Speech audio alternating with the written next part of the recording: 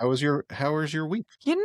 It was, I have to be honest, it was kind of a week at work. Nothing like bad happened. It was just kind of like there's been this like staffing annoyance going on, and it's just been it's dragging on. So it's been a little Because bit of a people bummer. don't want to work anymore. That's what I'm saying. It's like, are there any hardworking Americans left? Nobody wants to work anymore. You know what's funny No. is I forget. It might have been Emily. So she works at the library. Yeah. And they have this huge book, this archive of the News and Citizen newspapers. Oh, yeah. Oh, my God. That's just out on display. And you can kind of flip through it. And you can see back to like the late 1800s. Yeah. And I think this was her, but I think there was an article that was complaining about how the youth don't want to work anymore. It was like 1888, and we're like, all this newfangled technology, a printing press. Whatever happened to handwriting? They want to use oxen to plow the fields. Lazy. Welcome to Friends on Purpose, where two friends talk about life, love, and finding purpose.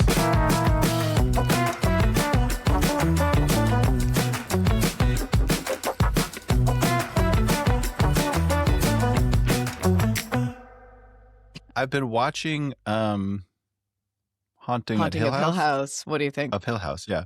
It's pretty good. It's pretty good. You're such a bad liar. I like it.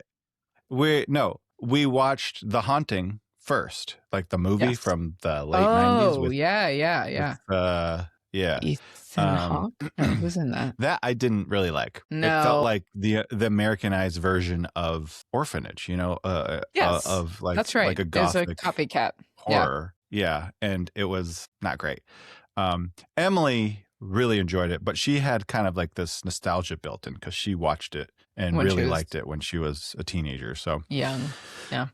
Yeah. So I think I disappointed her and like with your lack of enthusiasm. Plus I was falling asleep and she's like, you can't fall asleep. And it was like just struggling to stay awake during the whole time. And it did not make it fun. You seem to struggle with staying awake during movies. Only because you're old. Yeah.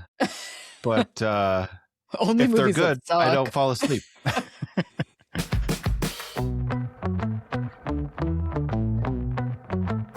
We have a lot to cover actually today. We do. Today we brought our Enneagram results. And Enneagram, is that how you say Enneagram results? Enneagram. I've heard it both ways. Yeah. Yeah. And then a list of things that we're irrationally passionate about in the form of hills we die on. Yeah. And everyone has a hill they die on, right? Yeah. Yeah. And like, you know what? The question is why? Why that hill?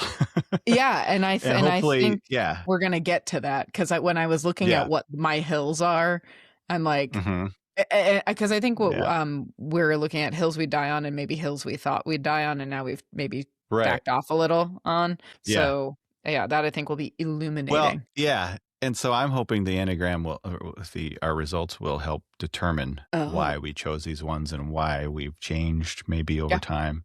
But for anyone who doesn't know, the Enneagram is a personality test widely used for self-discovery and personal growth, even professional growth, I think, professional development. And it's essentially, it's like all the other, like the Myers-Briggs, I like to think of it as like horoscopes for overthinkers. Yeah. Like you want more. Yeah. Right. Yeah. So the test, it identifies 9 types of personalities: the reformer, the helper, the achiever, individualist, investigator, loyalist, enthusiast, challenger, and peacemaker. And each with specific motivations and behaviors. So again, a psychological tool. I guess helps you identify your strengths and weaknesses, that sort of thing. What I want to know is, before this, had you done the Enneagram? I had. It had been a while, so it's been years. I remembered what I got back then, and it's the same. Okay. Yeah. I don't remember the percentages, but it's the same. The top number, the top type is for sure. So what percentage of the time when you were reorienting yourself, were you like, oh yeah, versus the percentage of time you were like, What do you mean? Like, I was reading things that I was like, oh, that makes total sense. Yeah. And then I'd be like, oh, yeah, I do like that about myself. And then there are parts where I was like, oh, I hate that about myself. You mean when you're doing the questions? No, when I'm reading the results, when I'm like going over the overview of it, I'm like, yeah, I think it's like half and half. You know, yeah, I was going to say 60% I was pretty down with, and 40% I was like, yeah. Yeah. Some of it's like, oh, yeah, I'm really proud of that. Like, yes, that's me, you know? Totally. And then some you're like, ooh, like it's like your deepest fear is. And I was like, I feel so naked. Yeah, exactly. So I'm hoping we'll get to the. So who do you want to go first? You want to go first? Or you want me to go first? You go first. Okay. Well, all right. So let's do. It's kind of a long list, right? So can instead of doing the percentages, because I have the percentages, but do you have the overview? Yeah, no. So let's that's what I'm trying to think of. So let's do what our type number is. Yep. And then the label that goes with it. And then did you get like a list of fictional characters that are your type? Fictional character? Or just like I have a whole characters? Examples. I have a whole bunch of real. So let's do the overview, the core avoidance, and then the at your best section. Does that sound good? Like what? I think yes.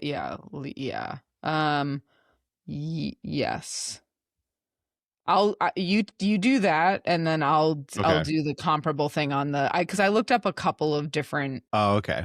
I sent you a link. That was the first free one I could find. I did that test, but then when I have my results, I looked up a bunch of different like Enneagram.com and Enneagram universe.com. Okay, cool. So anyway, whatever. I will be able to summarize it for you. So can you guess who I am? Oh boy, let's see here. I wonder if you are. I don't know them well enough. Yeah. Okay. So I am type 9, which is the peacemaker, or might also be known as the mediator. Okay. A couple of different characters that also share that type would be Jane Bennett from Pride and Prejudice, or Frodo Baggins from The Lord of the Rings. Oh, Frodo. Oh, nice. Which I'll take. Yeah. Yeah, for sure. Yeah. I would prefer Sam, but nobody's perfect. Ain't that the truth? Okay, so overview for 9s. 9s are easygoing, calm, down to earth, and unassuming, sometimes seeming almost egoless. They're open-minded, serene, and patient, motivated by a deep need to protect their inner peace. They dislike conflict and tension. They long for unity, harmony, and unconditional acceptance, and they tend to get along with most people they meet. In relationships, they often let things be, showing high tolerance and accepting others as they are. Self-promotion isn't their style. They'd rather be discovered than advertise themselves. Empathetic and skilled at seeing multiple perspectives. They focus on common ground and often make excellent mediators. Oh, that feels very true. Well, thanks. Yeah, I think that felt good. Yeah. Yeah, and I think like with all of these. Wait, did you just get a straight number? You didn't get a wing? Okay, so I am 86% type 9. Yep. I think my wing would be considered type 3, which is 69%. Oh. And then I have a type 4, which is at 54%. So, but in your result, did it say, not like my result gave me a primary number W and then another number? Like it officially gave me a wing. I don't think so. If you, but I think based on my. I think based on my percentages, my wing would be 3. Eric, you didn't. No, it's probably not significant enough because you just got a straight number. There are people who are so aligned in their result that they just get a number. But if really? Yeah, like if you're mixed like enough, they'll be like primary this, but really pretty close to that. And there's like, which is what I have. So you probably are just a straight up 9. Straight up 9. All right. Which is cool. My core avoidance, 9s often unconsciously do almost anything to avoid conflict, which is very true. They sidestep confrontation, shy away from making demands, and guard their peace of mind. They avoid taking rigid positions or judging others, and they can struggle to set priorities. Yeah. That feels right. Yeah.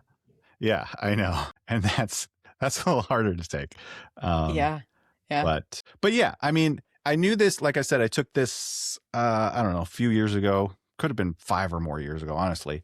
And I remember it being like very helpful. And maybe we can dig into this because this has a lot to do with like identity, but like, you know, to me, once I learned that about myself, and that's what these personality things are for, right? Is like not to like necessarily say who you are, but like, here's places where you can improve, you know. It's not like, hey, you're an introvert, now you can excuse yourself from all social interaction. It's like, no, you're an introvert, put yourself out there now that you know that about yourself, you know, that kind of thing. Yeah. So it was helpful for me, particularly in the area of like confrontation and trying to avoid, you know, situations like that. Not that I'm like presented with those kind of interactions often, but probably for a reason. You probably yeah. You're like, I never see, there's no conflict in my life. Never. Yeah. But it also helped me like kind of double down on like, okay, this is who I am, you know, like I can take pride in that and like kind of just allow myself to be more of that, you know? I don't know. Yeah, like I don't think that these personality tests actually even exist just to show you how to like improve. I think they can also be really helpful tools to validate if you get feedback about something that you're like, I kind of like this about myself, or like how to tell a partner how best to receive you, or like what your core fear is, you know, like it gives you some validation to the patterns that you might see that like you might wonder about, which is nice. I love it. Who were some of the people that you already said Sam, I mean, Frodo Baggins. And core here, I'll read a couple more. So core vice or defense mechanisms. When conflict avoidance takes over, 9 slip into sloth. Not simple laziness, but an inner inertia and self-forgetting. They may neglect their own needs and sometimes others, diffuse their energy, settle into comfortable routines, procrastinate, and show resistance indirectly, passive-aggressively. Their primary defense is dissociation and numbing. They tune out discomfort by checking out into substitutes like TV, doom scrolling, food, daydreaming, and other distractions to avoid facing feelings, needs, and wants. So yeah, that seems true too. You know, like, like just kind of pretend like, you're like, pretend like something doesn't exist. Yeah. I'm not bothered. Head in the sand. At their best, when grounded and managing their own avoidance, 9s are warm, patient, receptive, open-minded, humble, caring, and have a calming presence. They see multiple viewpoints with ease, handle prioritization better, and mediate skillfully. They feel most at ease when basic physical needs are met. Food, rest, sex, etc., and their environment is harmonious. In this state, they move toward their integration point, type 3, becoming more active, energetic, productive, and effective. That makes sense. I think that all checks out. Yeah. Do you know what Emily is? I believe Emily is a 6. And I only remember that because together we're 69. Love that. A 6, but I don't remember what.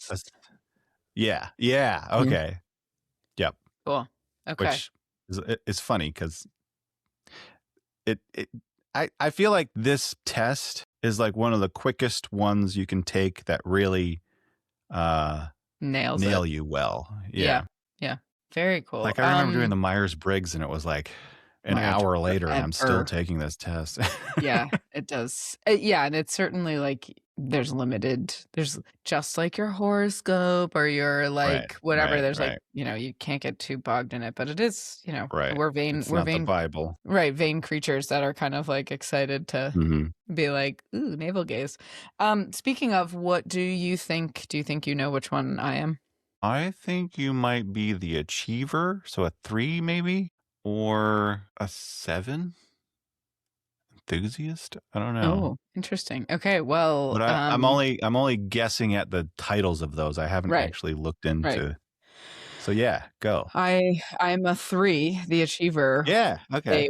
With a wing 2, which is the 2 is the helper. So my just in brief, so a 3 wing 2 is actually called the charmer. So the charmer is a subtype that results from the encounter of 3s and 2s. This means that the determination and objectivity of the 3s are tamed by the interpersonal skills of the 2s. From this blend rises a pure and charming personality that really knows how to engage people and catch their attention. Which I like, pretty feels good. But here are some of the things that stood out to me that really basic fear of being worthless and unworthy of love. So they dive into tasks and achievement. And it was like, yarp. Yeah. Yeah. But flipped, the basic desire is to feel valued and worthwhile. So that's like my motivator. I want to be affirmed and I want to be distinguished from other people. I want to be admired. So like, that kind of feels right. Here are some people you may know in your life that are 3 wing 2s. Augustus Caesar, Tony Blair, Bill Clinton, Lady Gaga, Taylor Swift, Justin Bieber, Ryan Seacrest, Reese Witherspoon, Demi Moore, so Barbara Streisand. Entertainers. I wonder. I think this was examples, big and so personalities, it's like, maybe, or it's just like I think they picked personalities. I think they picked famous people because it's like it wouldn't make sense if they were like my Aunt Sally. It's like, well, it gives you a sense, but like there were quite a bit here of people that I don't like on that list, like Kevin Spacey. But doesn't mean you're a criminal. Right. Truman Capote's on there, real womanizer. But some of the things also that I found interesting on this results page was like how to communicate with an Enneagram. Be Enneagram 3 wing 2, be clear and assertive. Invite them to participate to get the best out of them. It's like, that's true. Let's see. Really? You think so? Yeah, like if I want to be part of the conversation, I don't want you to just talk at me, Oh, well, yeah, okay. Well, yeah. I guess I look at you as someone who really just jumps in. Yeah, I don't wait for an invitation. You don't need an invitation. Yeah. That's right. That's right. I thought this was really interesting because I have struggled with feedback before, mostly like from my mom and partner, but feedback needs to be pragmatic and constructive, but appreciating them first might open the door for possible good reception. And I was like, that's what everyone's doing wrong. They're not appreciating me enough before they criticize me. Makes total sense. So yeah, that was kind of that. Yeah, that's cool. Yeah, let's see here. Some of the funny thing though was the jobs that, did yours tell you a little bit about the types of jobs you're Enneagram? No. This one it was like these were all things that, like, the jobs were things that my parents laid before me when I was young, and that they're ones that I would never want to be now, like really an event planner, a surgeon, a pilot, a lawyer, a TV anchor. It's like all of those things. I'd be like, no way. But I thought it was interesting that was like, I can hear my mom being like, I think you'd be a great event planner. And I was like, bleh. But so I wonder what's up with that, Yeah, interesting. Yeah. I mean, I guess she was on the right track, like on paper, yeah. Yeah, but I hated all those things. So I guess I'm too complex, Yeah, I mean, you can't pin me down. That's it. I'm just so unique and special and different. So as long as everyone appreciates that about me, it's fine. Yeah, exactly. So listeners, we did come with a handful of hills we die on. And for those of you who don't know what that is, I think it's kind of like a trend that people do. Basically saying, like, these are the things, I don't know. Well, I only came up with 2. 2, and then one. I worked really hard to get 5. Well, I think this is why I'm a 9. It's just like, I don't care. We can all just get along, right? Like, so I think when we put it in the terms of like, I found myself getting pretty ridiculous about certain things because I was like, I can only care about like something this silly, like that seriously, because otherwise I'd be like, I'm not gonna die on that hill, like whatever. But well, I shared one with Emily, and she was also passionate about it, but for a slightly different angle.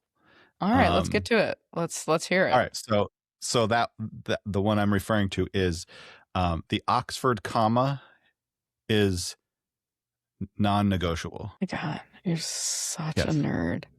That needs to be the only way we language is fluid, whatever. No. You sound like my grandma. And I think this comes from my marketing experience, having to copy editing, because it's not clear, and oftentimes it's more misleading than it is not. Okay.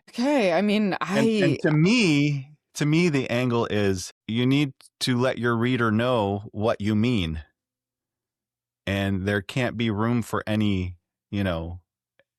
mixing up. So I should have had some examples. So there's the classic, there's the JFK one, right? What's that one? It is the JFK, comma, Stalin, comma, and the strippers example illustrates the importance of the Oxford comma, serial comma to prevent ambiguity. Yeah. So that's where I stand. I know that's like super boring and nerdy, but like it is. But people feel very strongly about that, and I mean, here's and I don't know why. Like, why is it so hard for people to like? What is the benefit of the other form of leaving the comma out? It's just that people don't. We don't have grammar as strictly ingrained in us, I think, as previous generations. Truly, like my grandmother was. I mean, just like it was so beat into her. Probably literally by like a nun with a ruler about like certain grammar, but it's just like not what we. I mean, fair. We also like I don't think our correspondence. I think our correspondence in 2026 is a little more ephemeral than correspondence used to be. I mean, if you're going to type it out, have it printed into an official capacity, I'm not saying you have to do this in all your texts, and like I leave punctuation out constantly in casual communication, but when you're writing a book or you're communicating something through the news or whatever, and I know there's styles for those sort of things, but like I'm not good enough at like spotting that type of detail in copy that like I probably think I don't care because I'm like, no, when you have a series of 3 things, I don't care. I mean, come on. I don't care. I really don't care. So we should, I don't think we've stated what this is clear enough. So the Oxford comma appears when you have a series of 3 or more things, right? And so like what you're saying was the prime example is we invited the strippers, comma, JFK, comma, and Stalin. Right. That's the Oxford comma. Yeah. Without it, it would say we invited the strippers, comma, JFK and Stalin. So it sounds like JFK and Stalin are the strippers, right? Classic. Yeah. And so that's all I'm saying. That's yeah. to me, it's non-negotiable. It's like, I think that makes sense. Just like, don't if someone's like, I don't like it, I'm like, all right, I don't care. I really don't. But that's why it's different. Like you do. And I'm curious to what you think about the one I'm going to lead with. Well, let's hear. Pineapple on pizza is legitimately good and the backlash is overblown. Oh, yeah. I love pineapple on pizza. Yeah. It's one good. Of my and people who are all friggin' hot and bothered about it, it's like, yo, A, don't yuck people's yum. B, like, then don't eat it. Why do you care? Right. Why do you care what I put on my pizza? Why is it pineapple? Why isn't it, peppers or right? It's like, I hate mushrooms. It's like, okay, that's fine. People are like, don't put fruit on pizza, and it's like, tomatoes are fruit, asshat. Like if you want to get technical here. Yeah. I agree. So I'm actually opposed to fruit being on things just as a personal preference. Such as I don't like strawberries on my cheesecake. I don't they get slimy. It just takes away from, so, I agree but with that. personal. I understand. I'm not going to die. I'm not going to die. Why would I do that with a pizza? That's the thing. The hill I'm dying on is everyone else being upset about it is insane. Back up. Like, I think pineapple is good. I'm going to die on that hill because you caring about my pizza? Stupid. Stupid. Agree. I'm surprised. I'm surprised that we both agree on that because I am too. It's kind of like, people will like have such vicious reactions about it. And you're like, well, I think the hill that people die on is that it shouldn't be on pizza. So so the fact that you're kind of reversing that is pretty unique. But I wholeheartedly agree. And I believe that's because, okay, now we're moving into horoscopes, but are you an Aquarius? That's right. We are Aquarii. Yeah, we both are. And I believe that's common counterculture, like Aquarius prefer pineapple on their pizza. So I don't know. You think? I think that's a common, I love that. I like being right on the money with our. There's some validity to this stuff. Oh, for sure. I'll die on that hill. Okay, what's your next? There's validity to horoscopes. Yeah. Put a stake in the ground. What's your next one? My next one is coffee is hot by default. When I ask for a coffee. Yeah, it should either be, do you want a coffee or iced coffee? Yeah, I'll take a black coffee. Yeah, that's always hot. And you give it to me hot. You don't need to ask me if I want it iced. Nope. I would have said because I've always said black. Iced. Right.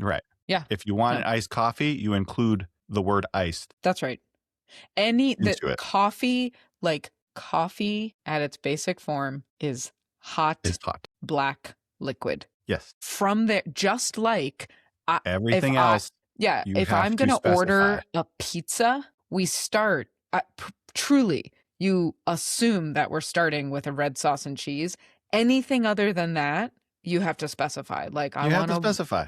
Yeah, because the default. And maybe this is my old manish showing because I think maybe it's a younger generation thing to where iced coffee is more popular. Yeah. To where I'm noticing that when I go to these different coffee places, they ask if I want it iced. And to me, it's like I didn't say that, so you're no. Like, why would I want that? Why is this not default? You know? Do you go to Brio in Burlington? No. Oh, no. Check that place out. Okay. I 1,000% agree with that, and I think not only is that a good hill to die on, I also think it just demonstrates a larger respect for order and like standards that matter. They matter. Similarly to the Oxford comma, it's a good standard. I'll cede that. That's fine. Yeah, like to keep order and just peace. Like there are periods at the end of our sentences, so we know to stop. For sure. It's a complete thought. Yeah, maybe we should. Yeah. Anyway. This one, I think this won't surprise you. On time is 5 minutes early, and arriving exactly on time is late. I love you. There's this absolutely. It's absolutely. Like, please don't tell me that like, oops, sorry, I was running late because there was traffic. Well, actually, you account for that, like, and so therefore, usually I'm a couple minutes. I mean, I've been known to be somewhere like 15 or 20 minutes early and just kind of awkwardly walking around and strolling. You sit in the car if you have to. You just sit in the car and you wait because, it's the way it works. I agree. The way it works. Wholeheartedly agree. I think my professor said, I'm not going to get this wrong. And I don't know that I agree with this rule because it seems a little extreme, but, and you've heard it. Is it something like if you're not 10 minutes early, you're 5 minutes early, later? Like 10 minutes early is on time is late is dead or something. It was like a military campaign. Yeah. I was like, which is like, okay, that's a little hardcore, but like I get it. And on top of that is if I'm coming to pick you up, don't make me wait. Just be ready. It feels so offensive to me. What I have had to do. Like I said, I'd be here at 4:30. Right. Why are you taking 10 minutes to come out of the house? Right. So I have had to do a lot of work because I have a late partner, and I've had to do a lot of work to decouple and like not assume that her lateness is like a personal affront to me. No, I get it. I'm like, because I'm like, we've had this argument where I'm like, it just feels kind of disrespectful. And she's like, disrespectful of what? And I'm like, of me. And my time. That's where it falls apart. It's like, well, okay, you're right. I mean, right. It's like that's an insane thing but it's like it wouldn't matter if we all were on time. It's also cultural, which I realized. Do you remember Enrique? Yes. Enrique. He's Brazilian. Yeah. He I believe he's from Brazil. Yeah, he was Brazilian. It is Brazilian. Yeah, chronically late dude. If I remember correctly, he would constantly show up late, and I think it's cultural. Like they're not as as fixated. But you know who's never going to show up late? A Japanese person. You're not bringing shame on my family that way. And so yep.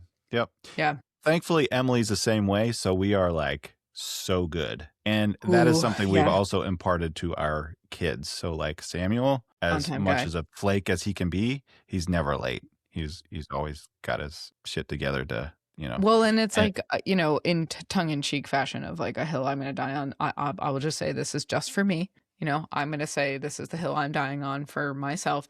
There was a New York Times article a couple months ago, or maybe like last year, about people, like different humans, different relationship to time. And so there's like some data around like how humans even like visualize time in their heads, and like kind of like, I think it was a lateness apologist article, but whatever. I've been listening to Project Hail Mary. Yeah. In the car because I wanted to get through it before I actually watched the movie. And I guess I didn't realize what the theory of relativity is really about. So he kind of explains it. And I had this like experience about 5 years ago where I like understood the theory of relativity, like personally. I still don't quite get it. It just means that like high level time is a construct. Right. Like it is literally relative to something else. It is not a fixed thing, which is like, like if we really, really, really, if we're like using like an atomic clock or something, time moves differently in space than it does on Earth, differently on, Mars. Right. So it's like, there is no one concept of time. But then like in our practical day-to-day lives, it would be like the theory that on your way to grandma's house when you're excited to go see her, it takes a really long time to get there. Right. And on the way home, you're like, oh my God, we're home, because you're not anticipating it. Like that's another example of like, which could make for a cool and, that concept.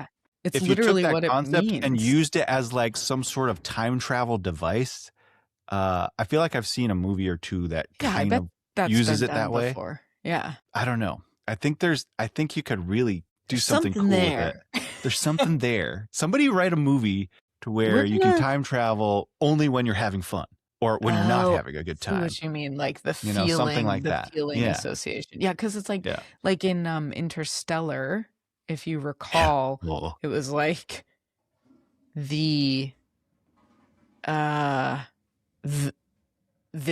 time was moving differently on the planet that he was exploring, and they were like, when he makes it back, his daughter is older than him. Right. And they were like, oh, I what was like that 2 weeks was 4 years here, but like actually in our day-to-day lives, like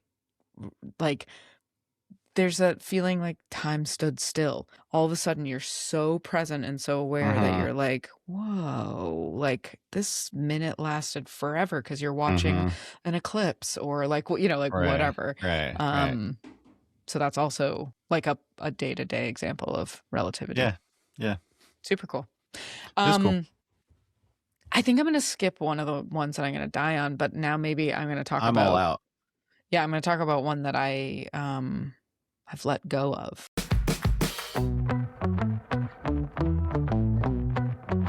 Hey friends, if you're enjoying this podcast, could you leave us a rating and review? It doesn't have to be long, but just a few words and or heart emojis.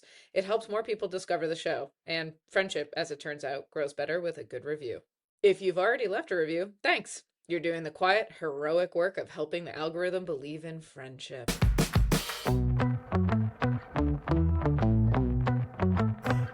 I thought you had to, without question, wash your hair every time you showered. I was just like, that's part of a shower. Shampoo, conditioner, body wash. Now, sometimes I'll wet my hair but not wash it to let the natural oils in my hair like do their job. And it turned out I was like overwashing my hair. I didn't know that. Yeah. I don't know what. I wash my hair every time I shower. Emily does not. Yeah. But I am, if I go a day without washing it, it gets super greasy. Yeah, you just got to push through that though. You just got to push through it. Me too. I'm not going to push through that. Yeah. Take like a week where you don't have to go to work. Why? Like, what's because the benefit? It resets it. Because, okay, 2 things. I'm glad you asked. One, you shouldn't be stripping your natural, like the natural oils from your hair as often as you are with washing it, because the reason it gets greasy so quickly is because your body it's a response. Your body is like, oh no, like we got to keep this moisturized and we got to keep this from being brittle and we have to replace the oil. When you go, like just try going like a week without washing it, your kind of system reset will stop producing so much oil. So you will like then wash it after a week and then try and go another 4 days and then wash it. So like a lot of people started doing this in COVID. What's the harm in washing it every day? You're like making your system work harder than it needs to. You're like making it produce more oil and you're stripping your hair of its natural, beautiful luster. So there isn't like a direct yeah, you'll get heart disease for sure. Negative. Yeah, exactly. You're gonna get gingivitis and die. Okay. It's not like high stakes here. It is super high stakes, and just Google it later. I don't know I don't know, but I mean, like you could have beautiful hair like this if you stopped. Speaking of washing your hair, I didn't wash it. I wet it. Oh, okay. I didn't strip it of its natural oils. I recently washed it too a couple of hours ago, and to me, it's like this is the way I like it to look. Yeah, you look so dumb. You don't even know. Maybe it's the filter. The filter's stripping you of your hair oils. It's not working for me this week. Yeah. I guess I feel like it actually didn't line up with our personality types so much. Yeah, because I wonder if having a hill to die on is actually like more of a youth-based thing, or maybe Eric was so mature. Well, honestly, I chose these. I struggled to come up with, I think we said we were come up with 3 or 4 we would die on, then 2 that we just wouldn't anymore, or we had a change of heart. I came up with 2, and I think that is more of a testament to my personality because I'm more easygoing. It's like, I don't care. Just like, it's extreme for me to say I would die on a hill that says, the Oxford comma. Obviously, I don't care. Like, do whatever you want to do. Yeah. See, my personality might make you think that I would want to die on a hill, but I also like, maybe it's just age. Maybe I'm just like, I don't care. I really don't care. Like, I'm too tired to argue with you about this. Like, like the hill I'm going to die on is like, it's like everyone should be nice. Mm-hmm. Yeah. Everyone's going to die on that hill. Yeah. Like, no, they shouldn't. They should be crazy. I mean, like, the death penalty is inherently hypocritical to use against people who have murdered someone. Right. I'm gonna die on that hill, but like, so are the people who murdered people are gonna die on that hill with me. Anyway, So most importantly, we aligned on except for that I don't care about the Oxford comma. Well, and that you wash your hair every time, I guess, is kind of crazy, but I mean, it's not uncommon. Well, you're but just that's another you're thing that well, I think that connects to my number 9s is that like self-care isn't a priority and often is the first thing to be neglected when we're not doing well. But that explained a lot of like even like my own journey with my like my appearance. Sure. Has only been something I've been more attentive to in the last 5-10 years. Right. It never mattered to me growing up. It was just like, whatever, I'm just the artistic guy. I don't care, to me, it was more cool to have paint on my fingers than it was to have clean hands, because that said more about me than what I was, my hygiene. So that, I guess that kind of connects in a way. I don't think mine, I can't. Listeners, please comment if you think otherwise. Could be a blind spot. But do you think that like after taking this test, and I know this haven't really revealed a whole lot about the hills, maybe because we're just not truthfully because we're just tired people. But do you think identity is discovered, or do you think it's like something you build upon? I think it's like you decide it. I think it's both. I think it's nature and nurture, right? Like I think we are all equally born into this world as exactly who we are, and there are plenty of interceding events that like shape us along the way.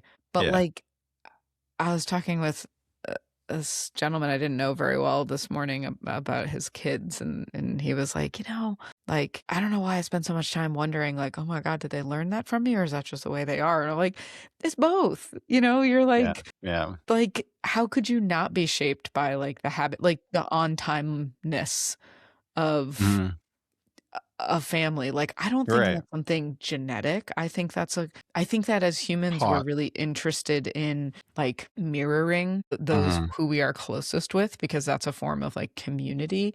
And so if everyone's on time and you're the late one, there's going to be like some social pressure to like be like your family. But you can easily choose. The same with like values, if you're in that community that shares similar values, of course you're going to adopt those, and then those change and evolve depending on your walk of life.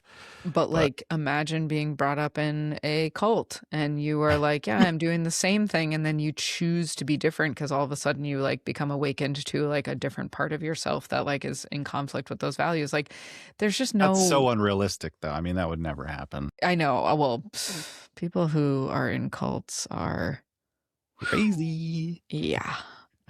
But whatever. I won't yuck anyone's yum. Obviously, we're being insensitive. If you don't know why we're laughing about this, go back to season 1. Okay, cool. Should we land the plane? We should land the plane. Or should we splash down? We should have a splashdown.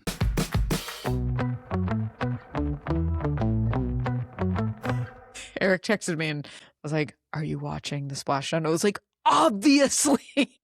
What else would I'm I not be sure why I asked. I'm sorry. Yeah, like I mean, like there's so much there in terms of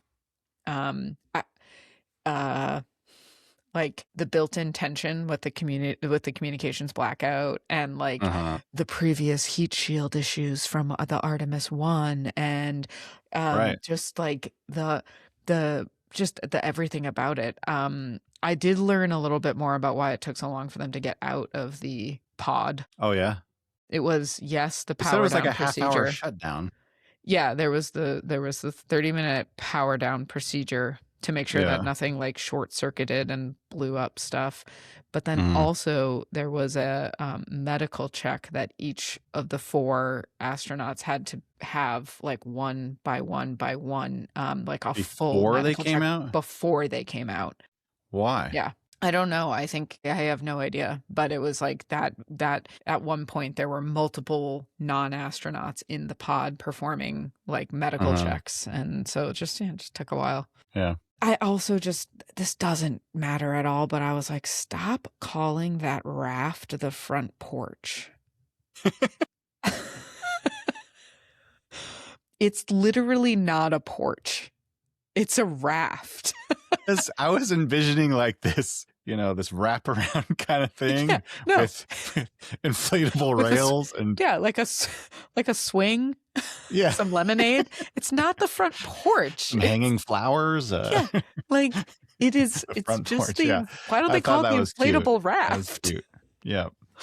And they were all in good, healthy condition. Totally. And I felt bad for, the guys who are in boats circling around. They're like, they've had years of training for this moment to check on the astronauts. Each astronaut has one person assigned to them, like years, and they're just fine. They must be a little bit disappointed. Like, oh, you're fine? Well, okay. Not even a cracked rib? I guess you can move along. Guess we'll keep training for 5 years from now and we do this maybe again. If I don't retire by then. Anyway, no, that was incredibly fun and like emotional. For sure. I watched not all of it, but some highlights of the astronauts from the Artemis 2. It was like a panel, and they were just talking about their experience. And people had some questions for him, and one of Cook's response was,